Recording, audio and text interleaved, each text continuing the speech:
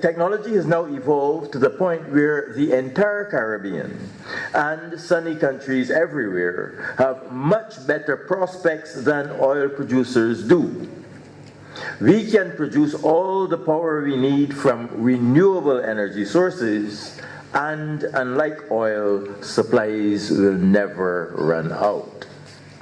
In Barbados' case, we can generate all the electricity the country could possibly need from solar and wind energy.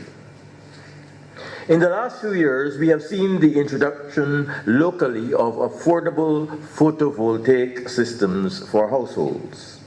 You can now buy a system that will supply your entire electricity needs, reducing your average monthly payment to Barbados Light and Power to zero for less than half the price of a new standard-size four-door family saloon. You can obtain financing from banks, credit unions, and other financial institutions for the purchase on terms that are affordable. You will be able to claim a rebate on your income tax for the expenditure on your system.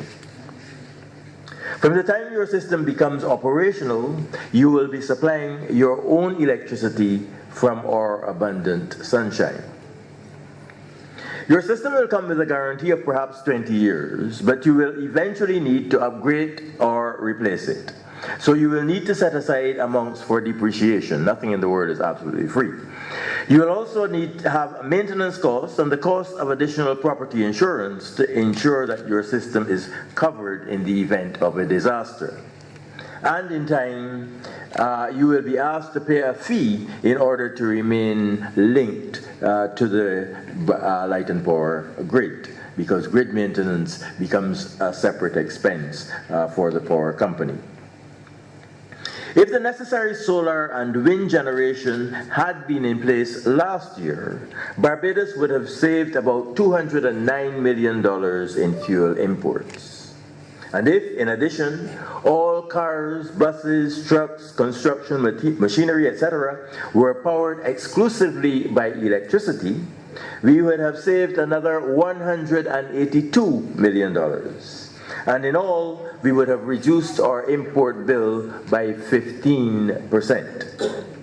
In 2014, when the oil price was higher, we would have reduced it by 20%. The money we would have saved could have been used to invest in new hotels or infrastructure, or in other things that would create employment generating opportunities. It would have increased investment by over 50% and might have created hundreds of new jobs. The overall impact on the economy would have been to raise our economic growth from a little less than 1%, which is the central bank's estimate of the growth last year, to more than 5%. In the Caribbean Growth League tables, Barbados would have been number 1 last year.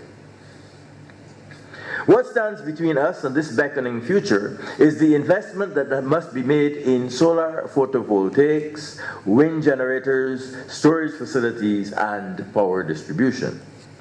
In addition, all gasoline and diesel-powered vehicles would need to be phased out in favor of electric vehicles, which have higher performance, by the way.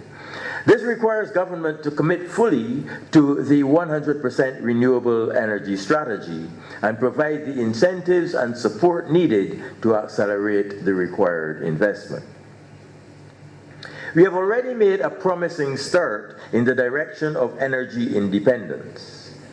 Individuals and businesses have taken advantage of fiscal incentives to install solar PV systems in increasing numbers. And the Light and Power is, as you know, completing its first solar farm in St. Lucie. And they're also planning a farm at Lambert's, also in St. Lucie.